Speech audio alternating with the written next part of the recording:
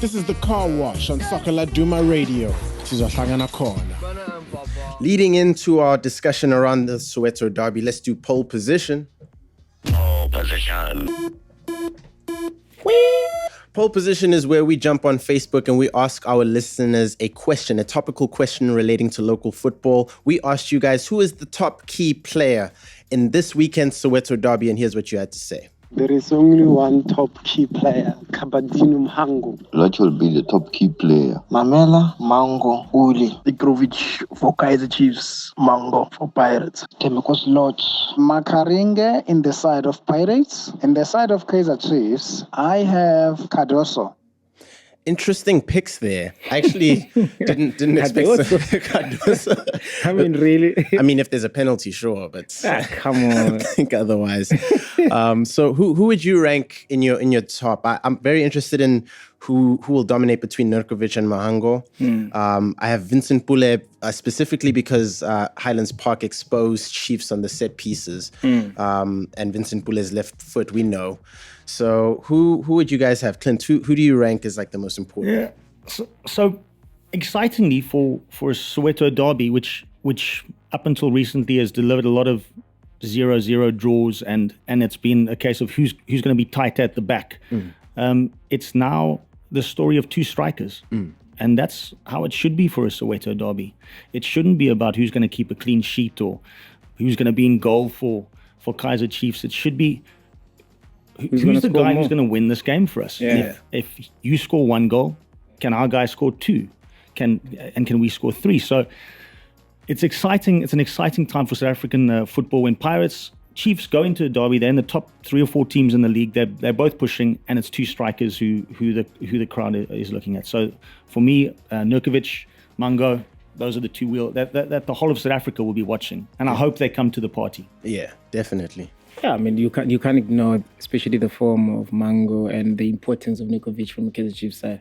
But also, two players actually that come to mind is Memela and Lebu Manyama.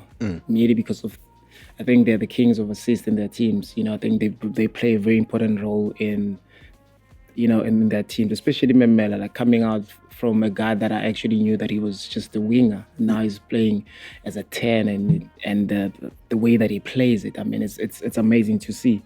And Lebu as well, you know, he's very important in Kaizer Chiefs transition. Whenever they win the ball, they always want to try and find Lebu too, so that he can pass those balls to your Kama, to your Nurkovic. So I think those two players are very important. And also it's going to be who will do the better job, especially in the midfield, whether it's Katsande, whether it's Ben Motswari on the other side, because on the other side, you need to make sure that Lebu Manyama doesn't get those balls. On the other side, you need to make sure that Memela doesn't get that space. So, and I also think that, you know, it'll be great to see a game that has goals, and both the strikers that we spoke about, they actually scored.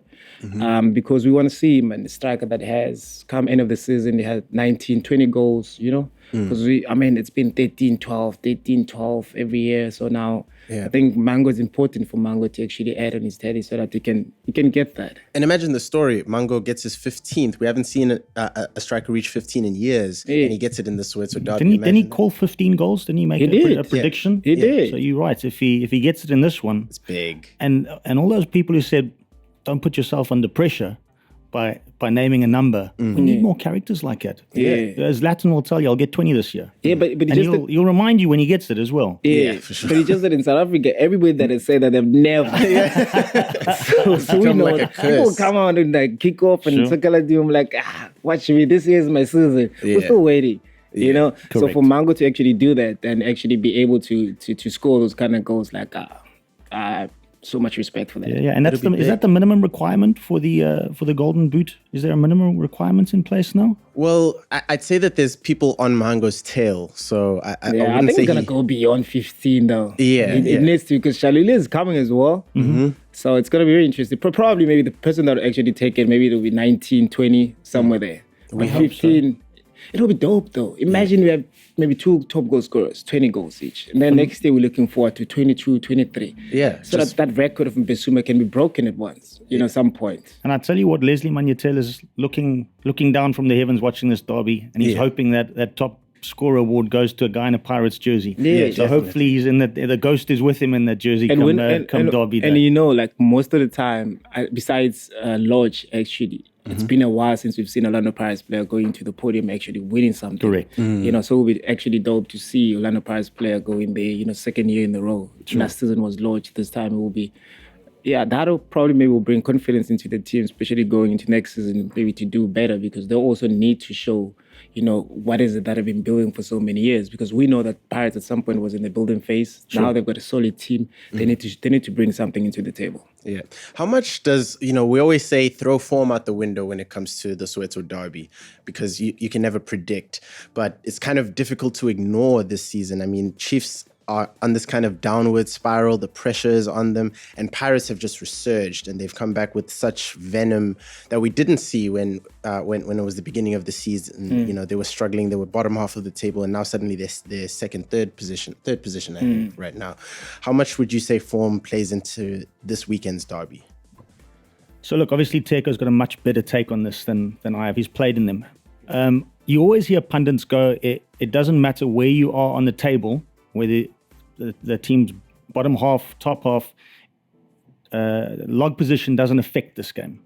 In this case, I disagree. I think Kaizer Chiefs, being where they are, their log position, ironically, affects them. It affects the way they go into this. I don't think they play with as much freedom as Pirates do. And so it actually counts against them that they're up there. It's the business end of the league. It's these kind of games that decide at the end of the day whether you step onto the podium or not. So that's my opinion. I wouldn't agree that it's a derby and form doesn't count and log position doesn't count. It does.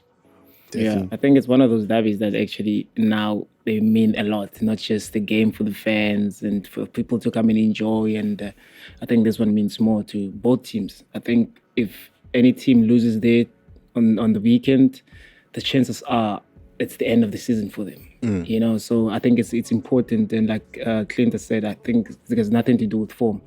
And with Orlando Pirates, they probably maybe the underdogs going into this game, but they've got the most to benefit if they win. You know, Orlando Kaizer Chiefs, they're, like I said, they're under pressure. They've never been in this kind of position before. The last time they were under pressure, it was, I think, when they're playing Arrows, they won like a last kick of the game. And this will be actually the second time. And with a big game like this, I think it will actually test Kaizer Chiefs' character as well. But like I did say like earlier on, that Kaizer Chiefs, the only problem that I had with Kaizer Chiefs, it wasn't because of how they play. It's because they don't have depth into the team, you know? And when the question will be, if things are getting tougher, because I know how Orlando Pirates play, how they attack, if things getting tougher, what are they going to do? Are they going to bring Zuma in again like they usually do? Because of now, when Kama is around, Kaizer Chiefs needs to play different. Because now it's Kama, Castro, and Nukovic. They need to play different. You know what I'm saying? And when Kama is not around, we know that it comes to label Nukovic on the side. So now it's different. So now, if things are not working well, are they still going to bring Zuma in? So that's the predictability that we spoke about. And then yet again, in the midfield, they only have backers that can actually help them play. Other than that, there's nothing. They don't have a backup for Mato at the back that will be as solid as Mato, even though Mato is not as solid as we thought he is. Or Cardozo is the one that is actually solid, but they don't have. I don't think pound to pound, I don't think Kaizer Chiefs have maybe even a plan or something that they can do to actually upset Orlando Pirates, especially the way Orlando Pirates play. Set pieces, yes, they might score via set pieces because Wayne is not as great coming out and collecting the ball. But in terms of open play, if Orlando Pirates can bring the team that they had, especially in the second half against Vets, trust me, we're going to see a derby that is full of goals from one side. Because I believe that Kaizer Chiefs has got so many things, so many wrong things that they're doing defensively.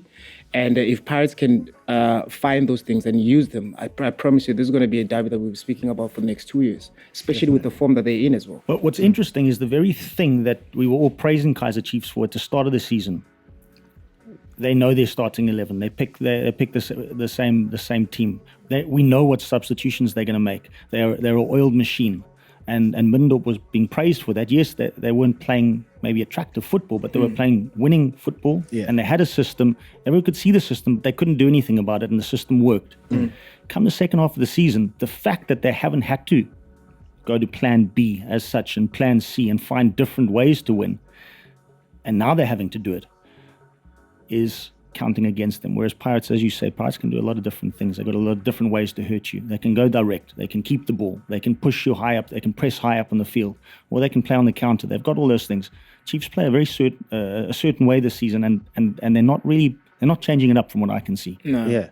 It's the strange thing with Middendorp. You know, earlier in this first half of the season, he beats Sundowns twice. He beats Pirates twice.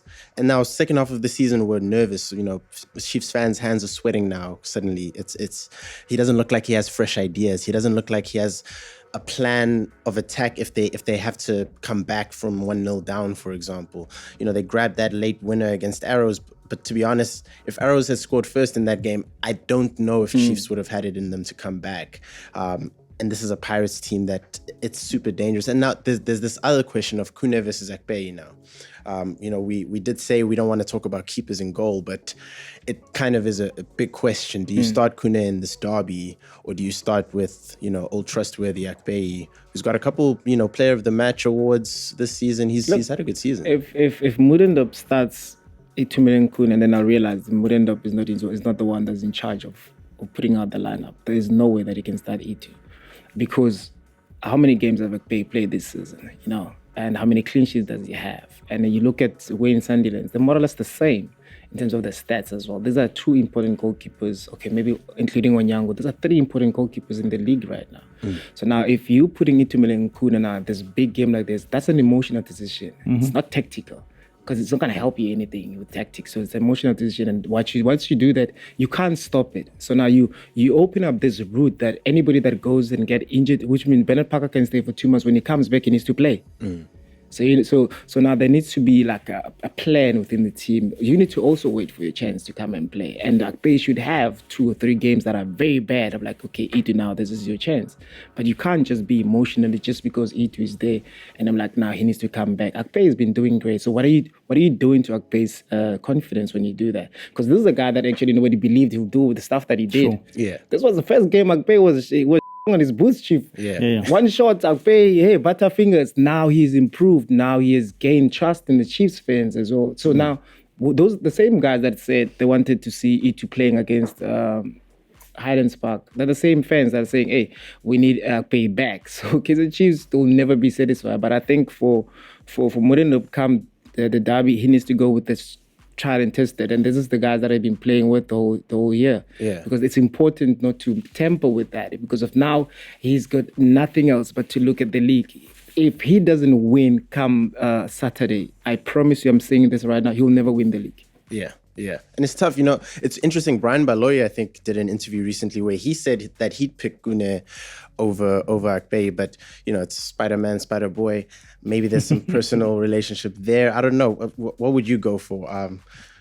It's such a difficult decision for him, especially based on the last result with Kune there. Tactically, what does he gain by putting Kune in? Definitely when it comes to distribution, Kune is up there with the best in the world. So there maybe you win, and if Pirates are playing this side of the halfway line and pushing up, it allows Kune's distribution to hurt you on the counter, which possibly Akpeyi doesn't have in him. But from a consistency, playing week in and week out in the grind, I think that's what's needed in this particular game. Yes, Kune's been on the bigger stage. He's played for Bafana. He's played in a World Cup. I'm not sure Akpeyi can say he's played in these kind of derbies before, but certainly based on his form, he deserves the number 1 jersey. And in games like this. Because what happens if Kune plays and they lose this? Then do you put Akpeyi back in? Then it's too late. It's too late, yeah. So tough call. I wouldn't like to be Middendorp this week. So last year, Jerry Skosana did an interview with Kickoff, and he was talking about taunting players before the match. Jerry was stupid. Yeah. Jerry was he's as a guy that he's got too many mind games. He said in the tunnel, this is a direct quote from him, he said, I'm going to play Chiefs. In the tunnel, I would say, hey, you guys look pretty. Look at yourselves. You look like beautiful ladies. I'm going to have a little bit of a snack on the field. just the ridiculousness of that. That's dash though. And what's funny about that is I was coached by him, I think, in NFD. And sometimes he was a player coach. Like, he still behaved the same way. Like, youngsters will be playing against a young team, and he he'll choose himself to start. Trust me, he'll go off on these young boys. I'm like, Stash, this is a young boy. Yeah, but that's who he is. Yeah. And I remember also, he used to take me like an off-season to go and play those off-season tournaments in the hoods. We'll play that. He'll still be the same. He'll fight the fans. He'll fight. Yeah. Jerry will never change. He's a winner. Naturally. So when you talk about that, I believe you, because I know Jerry is crazy, and trust me, he'll tell you that, no, don't worry, I'm just trying to intimidate. But he'll go on. It will be so annoying, but that's who he is. That's what he does, and he was great at it, actually. Legendary. And the game's better for players like that. You want crazy guys to say crazy things before games, to hype it up. We don't have enough of that. Our coaches do it. Our coaches are Pitso is very good at hyping games up and creating needle in the stadium. We don't have enough players who are ballsy enough to do that and get involved in that. Let's get a striker saying, I'll score a hat-trick against Chiefs. And all of that sudden that becomes the talking point. You speak to Tebza, Tebogo Malloy and Doc Kamalo, and they used to exchange phone calls before games and wind each other up and say things because they knew that Doc knew if he said something to Tebza about what they'd done at training that day and prep for the Derby game, that it would filter back to the Pirates team through Tebza. And Tebza did the same. I'm not sure that happens anymore. It would be phenomenal if someone went to Twitter and the two captains had to go at each other on Twitter leading up to this, just to hype it up a little bit. Definitely. So I want to try and test you guys here. Where do you think the Soweto Derby ranks? I've got the ranking of all the derbies, the biggest derbies in the world. Where do you think it ranks on the world list? Take a guess. Who's the ranking done by? Goal.com. Who eyeball.com? 6444. No, Goal.com. Nelson Mandela's name. That was 644. What is it based in terms of size, the capacity of the crowd that watches it? No, it's viewership and like general popularity worldwide. I think 8, but it's in the top 10 now. 8. Yeah, it's definitely in the top 10. I'm going to go 6. Both wrong. It ranks 12th, and I'll quickly go through all of them and you'll kind of realize, I guess in terms of just like people talking about it. So it goes El Clasico, Manchester Derby, Man United versus Liverpool, Madrid Derby, Milan Derby, De Clasico, which is Bayern versus Dortmund, Super Clasico, which is River Plate versus Boca Juniors, North London Derby, Merseyside Derby, the Old Firm Derby, Rangers versus Celtic, Cairo Derby is just ahead of the Soweto Derby. That's Zamalek versus Al Ahly.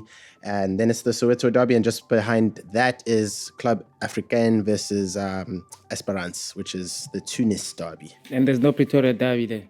No Pretoria Derby there. I wonder what they have to do actually to get that. I don't never get to that. You know the one difference between our derby, the Soweto Derby, and all the other derbies in world football, and I think this is a beautiful difference, and should elevate us up that list, or if a different list was done, is that in every other derby that you've mentioned there, they need to have police and army separating fans, getting them into the stadiums at different times so that they don't come into contact with each other. Ours is the only derby in the world that means the win and the loss hurts as badly, but they're sitting together in amongst each other, singing, dancing, crying, feeling the pain and celebrating the win. But we're not trying to kill each other. We're not trying to, there's no tear gas to try and get us to stop fighting with each other. And I think that's, if there was a ranking of the most beautiful derbies in the world, the Soweto Derby would have to rank up as number one. Definitely. And it's interesting to me that we drink just as much as any other country. No, we outdrink. We outdrink. We're the top of and so this Black Label Castle flowing, but no beef, no fights. But I think also it comes back to the characters that you spoke about. If we had players like your Jerry's, Skosana, and right now and hype up the derby the way that it's supposed to, we'll actually get back to the fans, being that, when Kaizer Chiefs scores, and then the Orlando Pirates will go quiet the whole game. Now it's not longer the same. Now you see Orlando Pirates fans sitting with SuperSport fans and all that kind of stuff. So I think if we had characters like your Jerry's and them right now, it will be so dope. But it's just that right now we don't have, and everybody. That's why you see now everybody team that loses, people go on their Instagram and post their man of the match. They don't care. Most people, they actually don't understand what it means for a derby. They don't understand when a team loses. You'll find a friend, Orlando Pirates fan, that's just lost that will go a week without eating. You know, he'll be miserable for the whole week. I think this is an important game. I think players that are involved, they need to understand how big this thing is. And for you to be part of it already, you know, you're part of the history. Because not many players are able to actually say, I've played a derby. So this is an important, especially this one. This one is just as important. And I think they need to realize, especially for Orlando Pirates, if they win this, Chief, I'm sure Orlando Pirates fan will be working, you know, topless there in Soweto because of, you know, the bragging rights. Sure. And I was speaking with one of the fans during the week. He said, we don't want Pirates to win. We don't want Kaizer Chiefs to win the league because if they do, they're putting us under pressure and they talk too much. Correct. And he says that if Kaizer Chiefs win the league, there'll be billboards everywhere in Joburg and the whole of South Africa. Yeah. And I said, but you guys will do the same if you win the league. But he said it's better because of them. They're not as flamboyant. They would as rather Kaizer have Chiefs. Sundowns win the league. They don't mind. They don't mind that. Saying if Sundowns and Vets win the league, that's fine. Not this one. This is the Car Wash on Sakala Duma Radio. This is Ohlangana Corner.